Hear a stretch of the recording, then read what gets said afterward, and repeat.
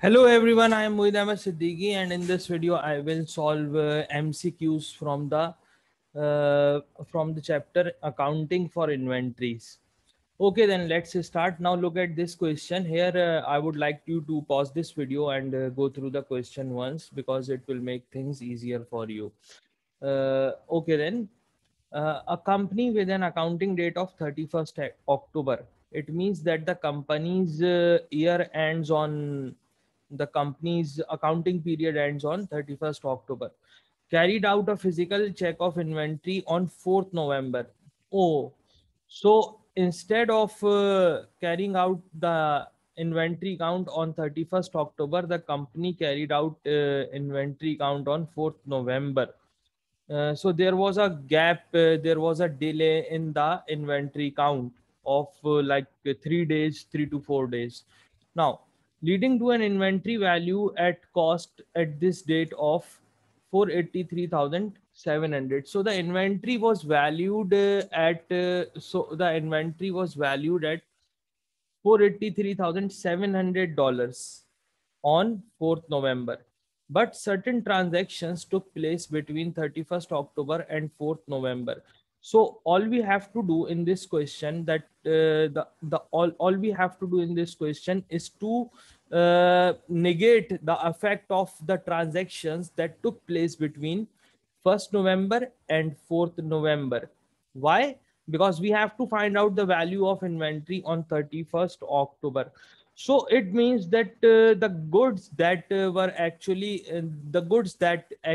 came into the stock should be deducted during this period, should be deducted, and the goods that actually went out of the stock should be added back, as these goods, the goods that went out of the stock, were actually a part of the stock on 31st October.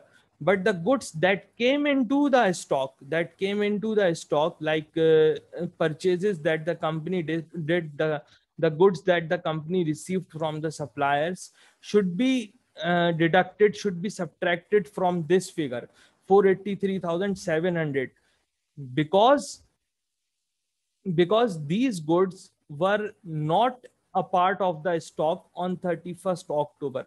So we will subtract the value of these goods from the value on 4th November 2003.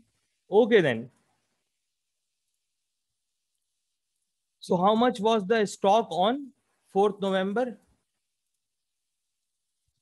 Value of inventory on 4th on 4th November. How much was the value of inventory? The value of inventory on 4th November was 483,700. This was the value of inventory on 4th November. Moving forward, goods costing 38,400 were received from the suppliers. So the company during this period, during these 4 days, the company received goods that cost 38,400 from its suppliers. It means that these goods were not in the stock on 31st October, but these goods were a part of the inventory count that took place on 4th November. Now, to negate the effect, to cancel the effect, we should subtract these goods from this figure. So less goods received from supplier. How much goods were received? $38,400. We will subtract this $38,400. Okay, now moving forward, goods that had cost 14,800 were sold for $20,000. Now, since we value inventory, we normally value inventory at cost. So we will take the cost of these goods. Now, these goods were actually a part of the inventory, on 31st October, but were sold, but were sold before between this period, on or before 4th November. This means that these goods were not part of this value 483,700. These goods were not part of the inventory on 4th November. That is 483,700. So now what we will do, we will add these goods back. We will add this value back.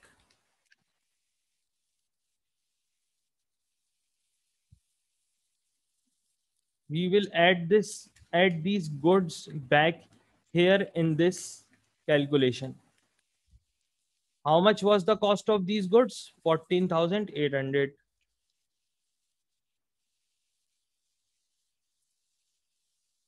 A customer returned in good condition some goods which had been sold to him in October for $600 and which had cost $400. A customer returned in good condition some goods which had been sold to him in October for $600 and which had cost $400. So the company received goods back from one of the customers,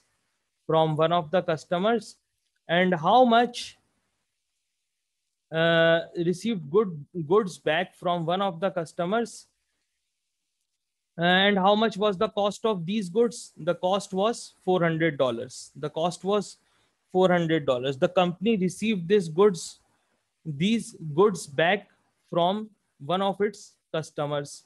So these goods were actually not part of the inventory on 31st October. Company received these goods back from one of its customer but was part of the inventory on 4th November. So to cancel out the effect, we will subtract the cost of these goods in this calculation. Goods received, goods in fact returned,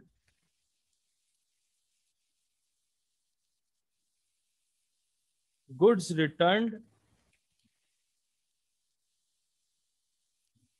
by customer. How much goods were returned? Costing $400.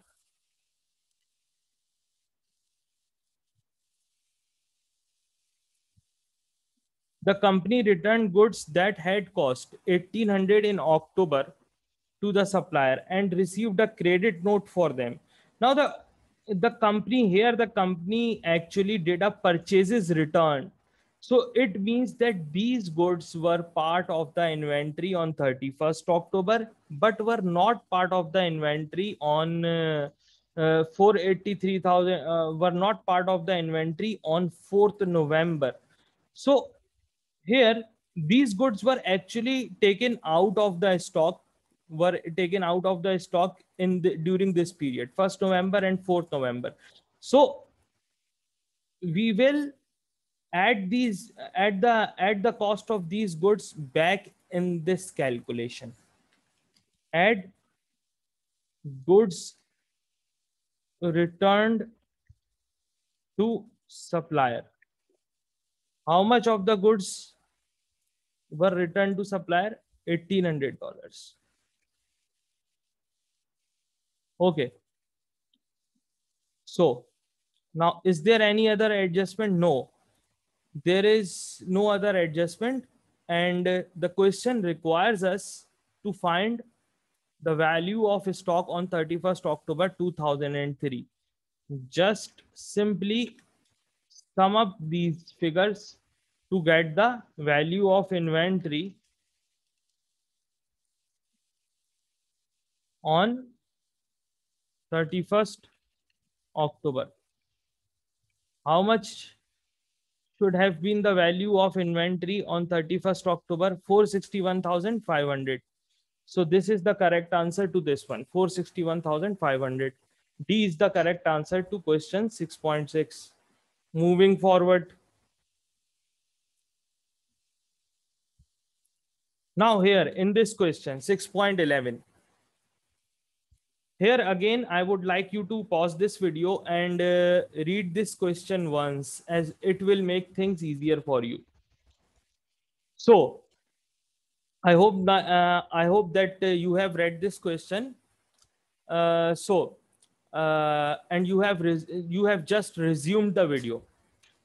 Now, in this question, we need to find out the net realizable value (NRV) and compare the NRV with the original cost and apply the IAS2 rule, that is lower of cost and NRV. That is lower of cost and NRV. If the cost is lower, we need to value these goods at cost. We need to value the units at cost. And if NRV is lower, then we will value the units at NRV. So let's do this one. Now, for the first 200 units, the basic, the company is selling three products. The first is the basic.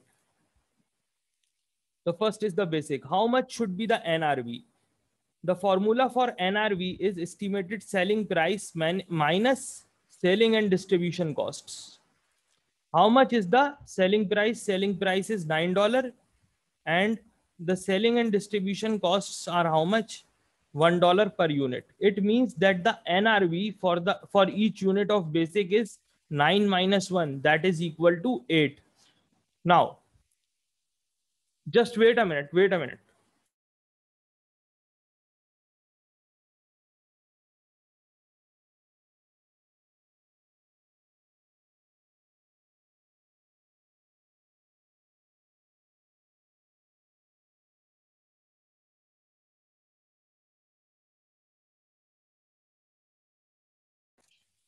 Yes, net realizable value. How much is the NRV of these units? Let's find out. Let me show you. Okay. Now, here 9 is the selling price and 1 is the distribution cost. So NRV is $8. In this case, the NRV should be 12 minus 4. Again, $8. $8 is the NRV. And here in this case, the NRV should be 10. That is equal to 15 minus 5. Now, compare this NRV with the cost. IAS2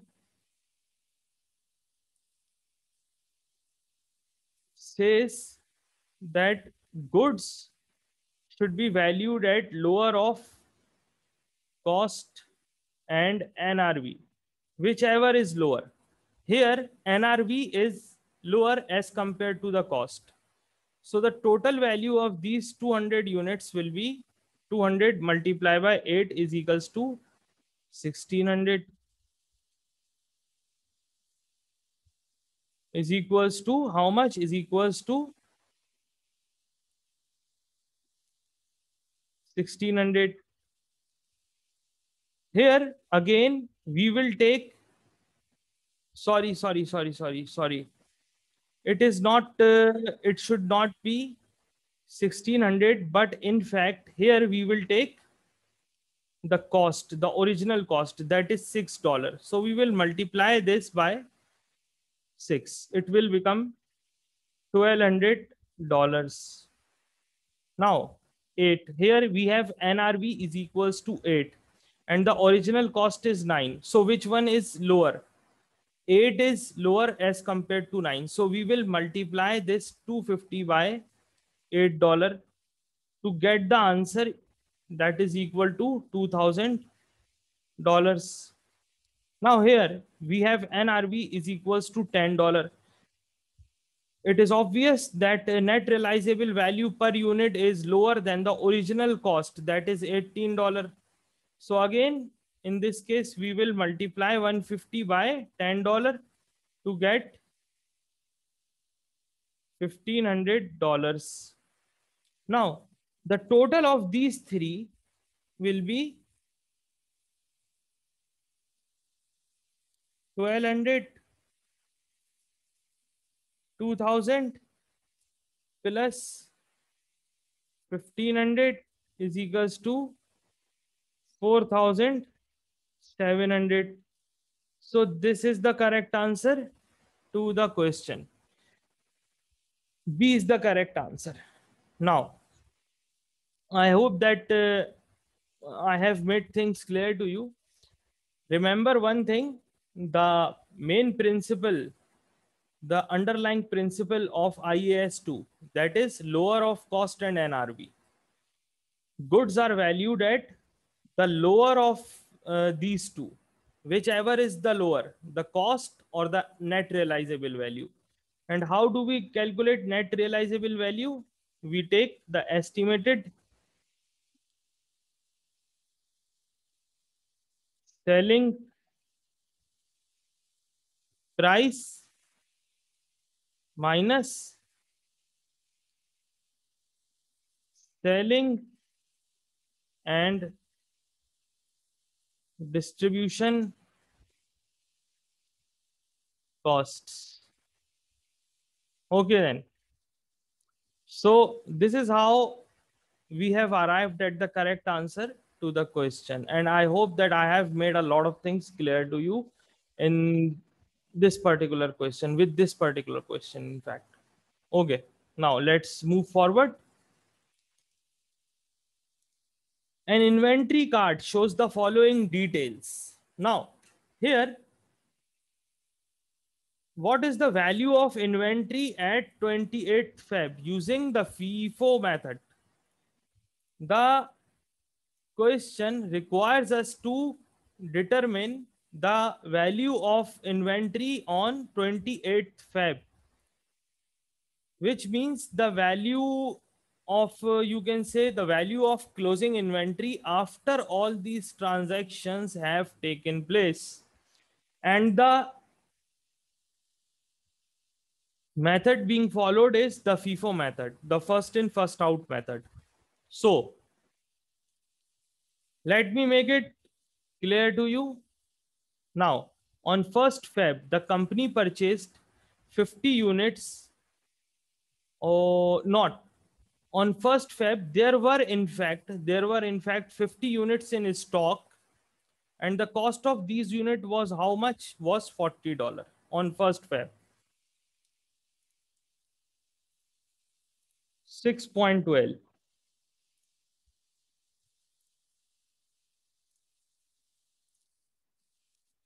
Just wait a minute as I make adjustments.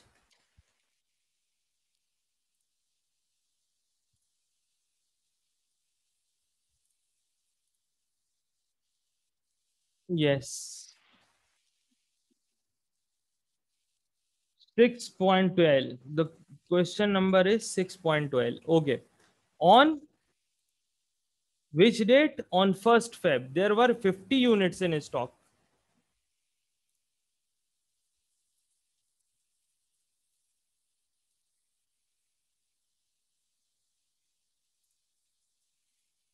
There were 50 units, each valued at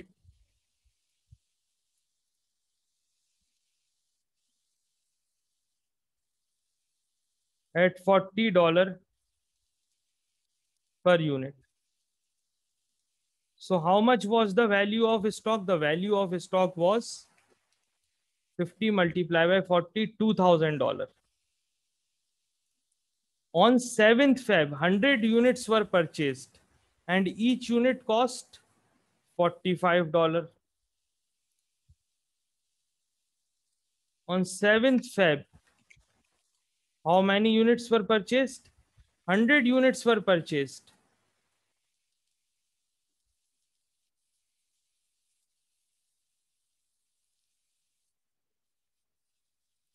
And the cost of each unit was how much? The value of each unit was $45 per unit. 100 multiplied by 45. So these units were purchased. Now, out of these, 80 units were sold. 80 units were sold. Out of these 150 units, 80 units were sold on 14th Feb. How many units? 80 units were sold. 50 units were sold.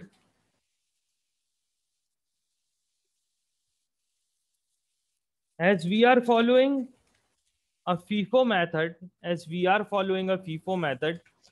we will take 50 units from the first batch, all the units from the first batch. Then we will move on to the second batch. As we are following a FIFO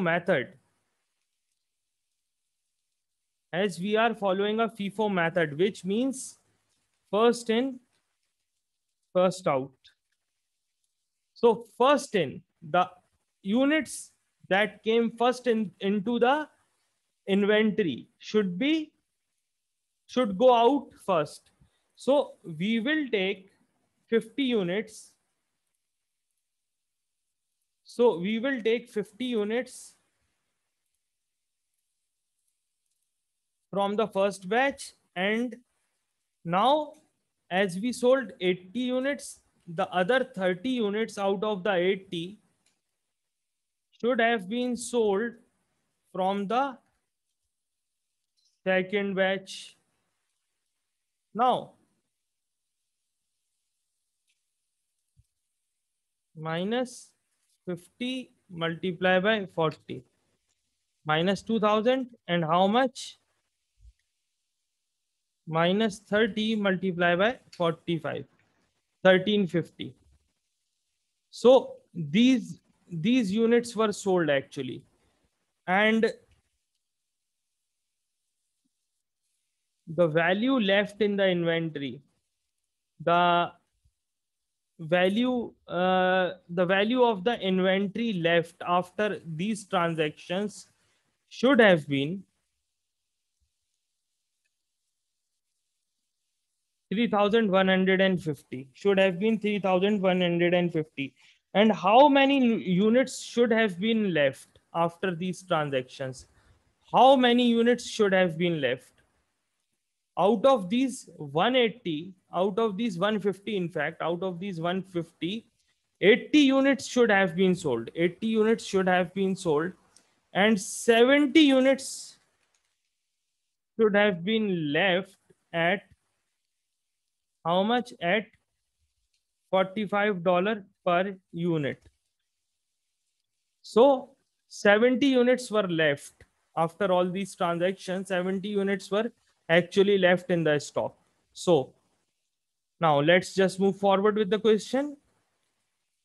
Again, an additional 50 units were purchased for $50 each on 21st Feb.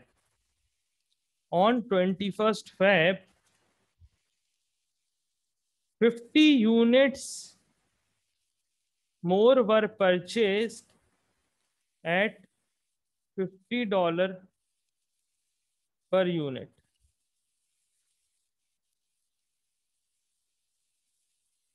So it is like 50 multiplied by 50.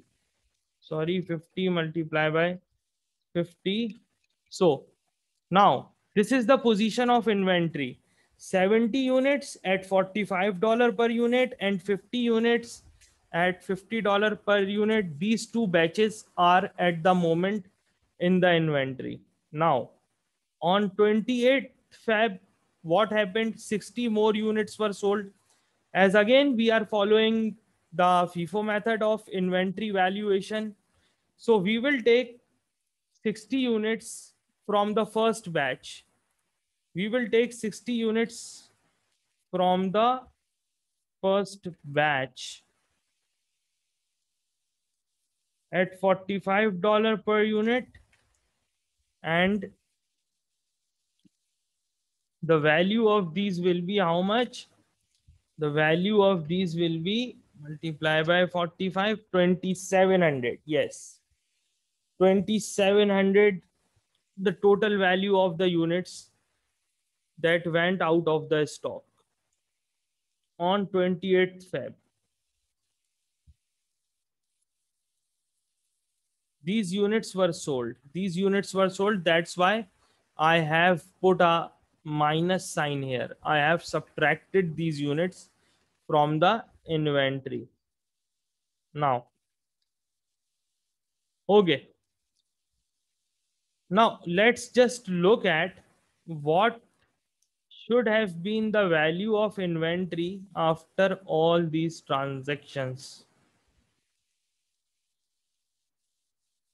2950, this is the value of the closing inventory. And how much units should have been left in the inventory now? How much units should have been left in the inventory now? Just change the color of the text.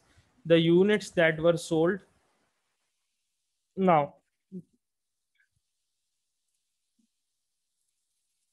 Now 60 units were sold. So the total value of the inventory now, 60 units were sold out of these 70. So 10 units should have been left. 10 units should have been left from the first batch. $45 per unit. Okay, 10 multiplied by 45. Moving forward, 50 units at $50 per unit each. So the value of these units will be like this. So the total will become how much? 2950. So these units were left in the inventory after all the transactions. These units were left in the inventory. 10 units valued at $45 each and 50 units valued at $50 each. So the total value of the inventory, the closing inventory on 28th Feb at the end of the month was 2950, 2950. So C is the correct answer to this one. Now moving forward,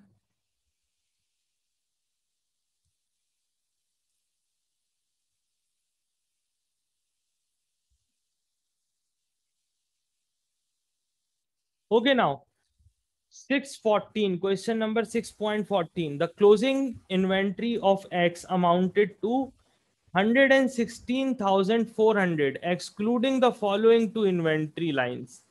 These two, these two inventory lines, these two particular items, these two particular types of items were not included, are actually not included in this 116,400. Excluding, here the question clearly mentions excluding. Now, so 400 items, uh, it means that first we have to find out the value of these items that we are given. Other than this, other than this value 116,400, the items that are not included in this value, we have to find out the value of these goods. Then we will add these value, then we will add this value to this 116,400 to get a final value of the inventory that should be shown in the statement of financial position of X. Okay, so 400 items were costed at $4 each. All were sold after the reporting period for $3 each, with selling expenses of $200 for the batch. Now, these 400 items originally cost $4 each, which means the total cost of for these items should have been 400 multiplied by, should have been 400 multiplied by $4 is equals to how much? 1600. And these items were sold for $3. 400 multiplied by $3 is equals to 1200, is equals to 1200. So this was the total sales value. This was the total sales value at which the items were sold, and the sale also cost $200. That means that we have to deduct this amount from this 1200 to get the net realizable value, that is $1,000. So this is the net realizable value of these 400 units, 400 items, and this is the original cost, that is $1,600. Now, which one of these two is lower? NRV, definitely NRV is lower. So we will value these 400 items for at $1,000. This is the value of these items at which these should be carried. These should be carried in the statement of financial position.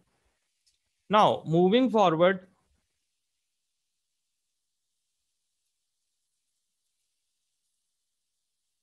200 different items which had cost $30 each. 200 different items which had cost $30 each. These items were found to be defective at the end of the reporting period. Rectification work after the statement of financial position, after the statement of amounted to $1,200, after which they were sold for $35 each, with selling expenses totaling $300. Now, here we have 200 items that originally cost how much? $30 each. So 200 multiplied by $30 will amount to $6,000. $6,000. This is the cost of these 200 units. Now, these items were found to be defective at the end of the reporting period. These items were defective. These items were found to be defective at the end of the reporting period, at the end of the accounting period, at the end of the reporting period. Now, rectification work after the statement of financial position date amounted to $1,200. Rectification work cost $1,200, after which these items were sold for $35 each. And other selling expenses also amounted to $300. Now, how do we calculate the net realizable value? We calculate net realizable value as estimated selling price minus estimated selling expenses. We we determine net realizable value using this formula. Now, how much is the selling price of these 200 items?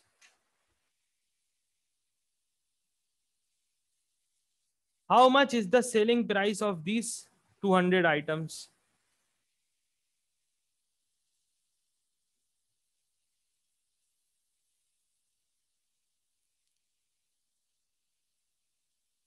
After rectification, the selling price of these items was $35 each. So 200 multiply by $35 minus how much is the estimated selling expense? How much is the estimated selling expense? Now, these units were found to be defective. The company spent $1,200 to repair these units, to rectify these units.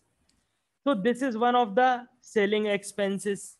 Why will a company, definitely why will a company repair, why did the company actually perform the rectification work? To get the units repaired for resale. That's why this is one of the selling costs. And another selling cost is $300. This means that the total selling cost is how much? 1200 plus 300, that is 1200 plus 300, that is 1500. So the total the value of NRV, the total value of the NRV, how much was the total value of the NRV? Let me take out my calculator.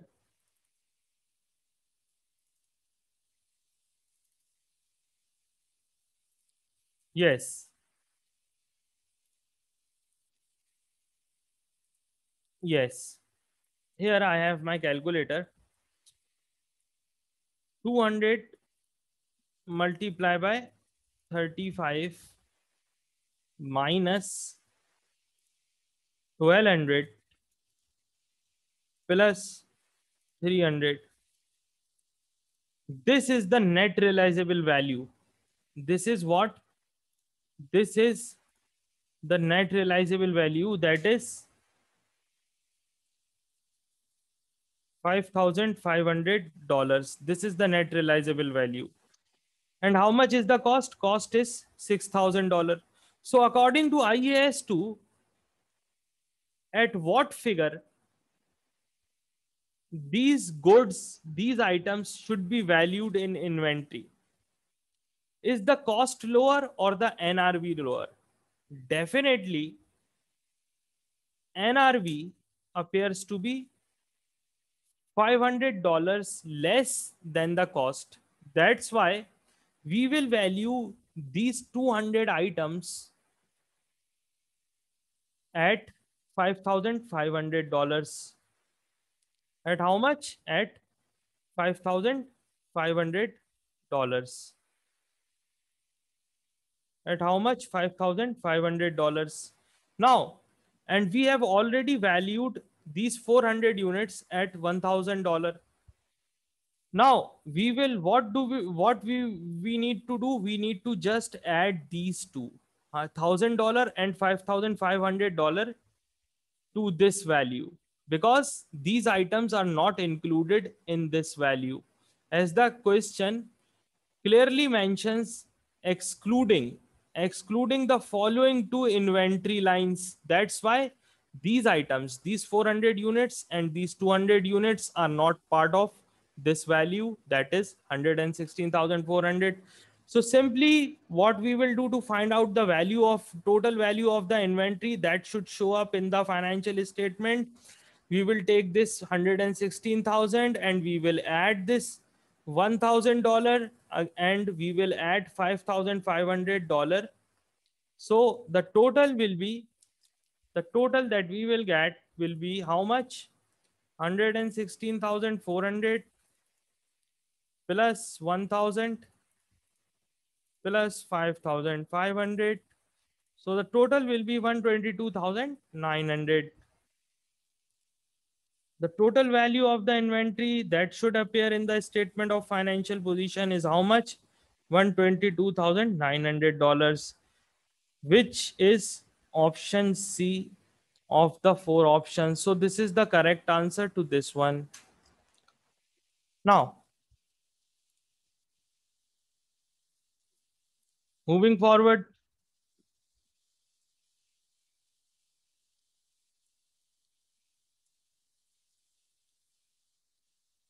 now look at this one. Question 6.15. The inventory value for the financial statement of Q for the year ended 31st December 2004 was based on an inventory count on 4th January 2005, which gave a total inventory value of 836,200.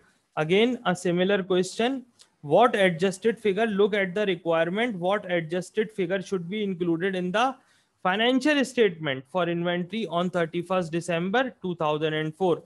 Again, in this question, simply we have to find out the cost of the goods that were sold, and then we will make adjustments to arrive at the value of inventory on 31st December. Starting from this value, we will make adjustments and we will arrive at the value of inventory on 31st December 2004. Now, the company purchased goods. The company purchased goods during this period from 31st December to 4th January. The company purchased goods costing 8,600. Now, as the company purchased goods, these goods should have been added to the stock, and these goods should have been a part of the inventory on 4th January 2005. That's why we need to negate the effect. We need to cancel out the effect of goods that were actually brought into the stock. So what we will do, we will subtract this value. We will subtract this value, this 8,600, from 836,200. We will subtract this value, 8,600 from 836,200 minus 8,600. And again, goods were sold, and the margin on sales was how much? Was 30% was the margin on sale. And this is the selling price. This is the selling price of the goods.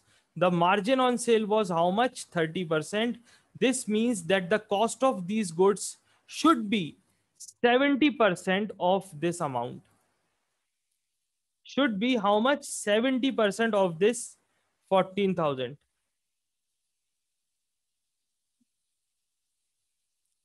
The cost of these goods should be 70% of this sales value.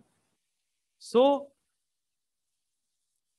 the total, so the cost will be 14,000, 70% of this 14,000, as the margin on sale, as the margin on sale is 30%, the margin on sale, the profit on sale, the profit out of this revenue of 14,000, the profit is 30%. This means that the cost should be 70% of this 14,000. That is equal to 9,800. That is equal to 9,800. So this is the cost of the goods that were sold. Now, goods returned by the company, goods returned by the companies through the supplier amounted to how much? $700. These were the goods returned by the supplier. These were the goods returned to the supplier, actually returned to the supplier by the company. By the company. Goods were returned to the supplier by the company. This means that these goods were actually present in the stock on 31st December. So we will have to, these goods actually went out of the stock. These goods that were sold actually went out of the stock. These goods actually went out of the stock. But the goods that were purchased actually came into the stock. During these during these 3 days, 4 days time, these goods actually came into the stock, the goods that were purchased. But goods that were sold, goods that were returned to suppliers actually went out of the stock. So to negate the effect, we will subtract the goods that were purchased from this value, and we will add the goods that were sold, the cost of the goods that were sold to this value, 836,200. So now let me find out the answer to this one. This 8,600, again I am telling you, will be subtracted from 836,200.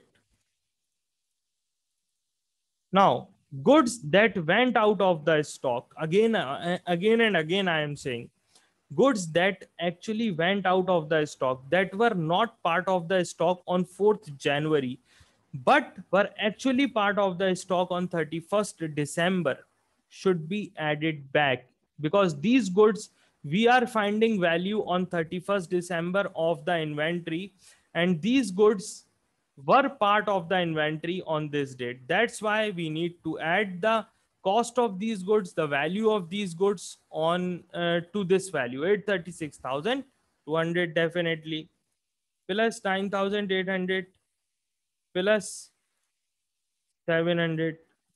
So the total will become 838,100. So A is the correct answer to this one. Is the correct answer to this one. So the answer to 16 to 6.15 is A, the first option. This is the correct answer to this question, 615. Okay, now moving forward.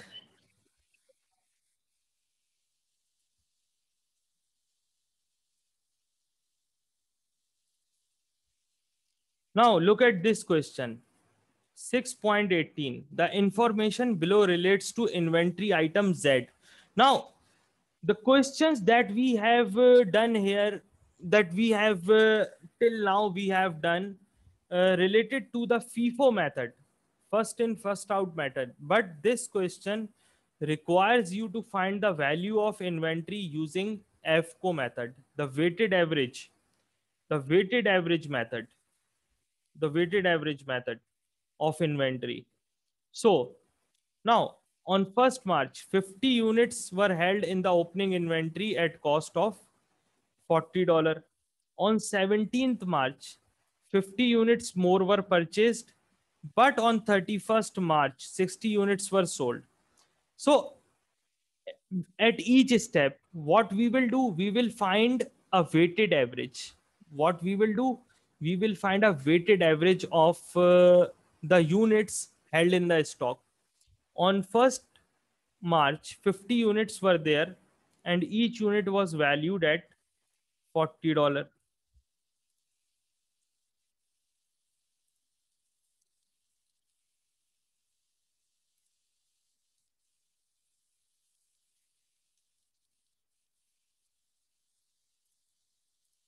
6.18.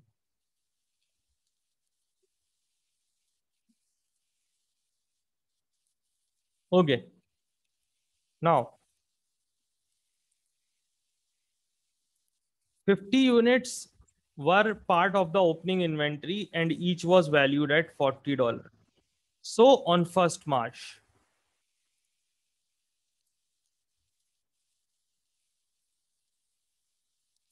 how many units? 50 units.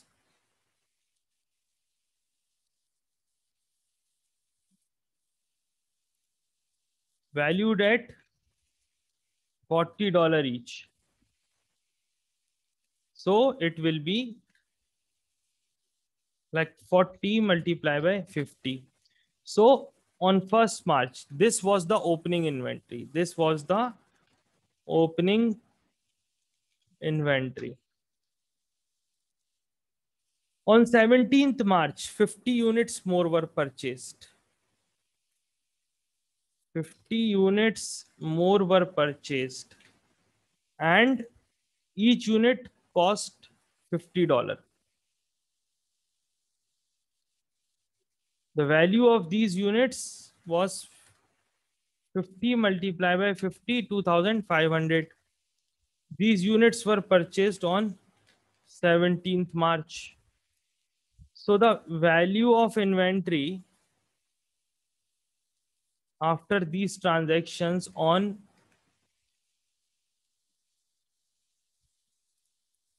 17th March was how much?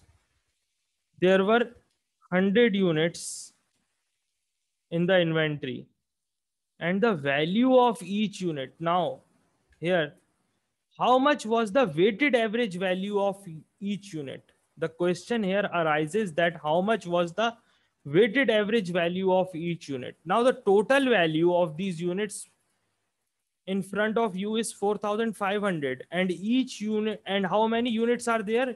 There are 100 units in the inventory. This means that each unit costs a weighted average, an average cost of each unit is $45.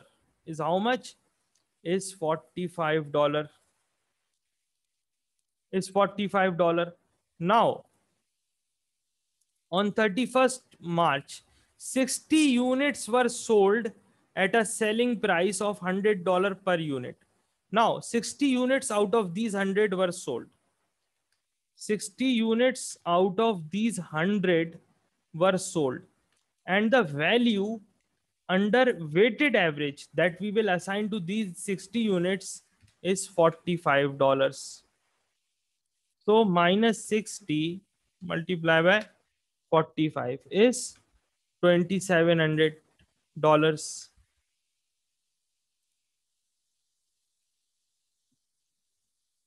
Yes, is $2,700 valued at $45 each under the average co method, FCO method. In this method, what do? We take the weighted average. This $45 actually represents the weighted average. As you can see, this $45 actually represents the weighted average.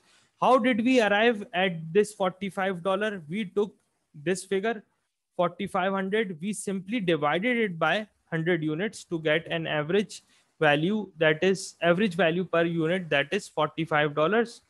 Now when we sold units from the out of the inventory, when we sold units from the stock, from the inventory, we valued these units at the weighted average, that is $45.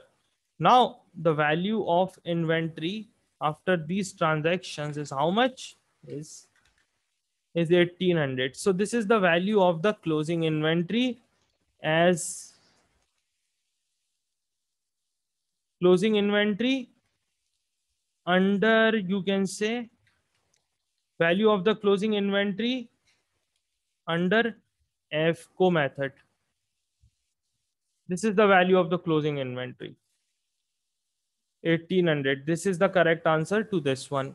So the correct answer to question 6.18 is 1800. That is option B in front of you.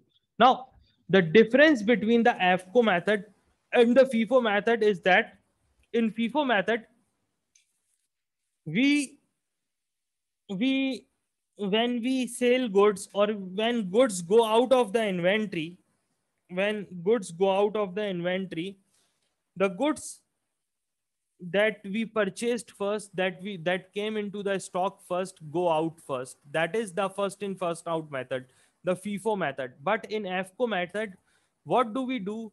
We take a weighted average, we take an average value of the units of inventory.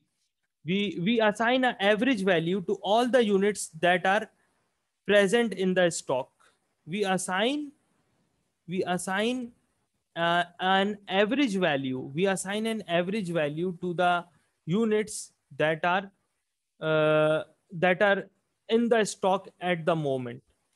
So this is the value of the closing inventory. And how many units, one more thing is that how many units should have been left in the stock after 60 units were sold out of these 100. 40 units should have been left in the stock, and each unit cost how much? Each unit cost $45. So this is the value of the last remaining 40 units in the closing inventory at the end of the month. So this is the value of stock. This is the value of inventory. This is the value of inventory on 31st March. So I hope that you like this video. Uh, my name is Muid Ahmed Siddiqui, and I am available on different social media platforms. Let me know if you need any kind of assistance. Thanks for watching, and hope to see you soon. And I hope that you enjoy my videos, and let me know if you need any kind of assistance. You can contact me via WhatsApp, LinkedIn, Facebook. I am available on these social media platforms. Thank you very much.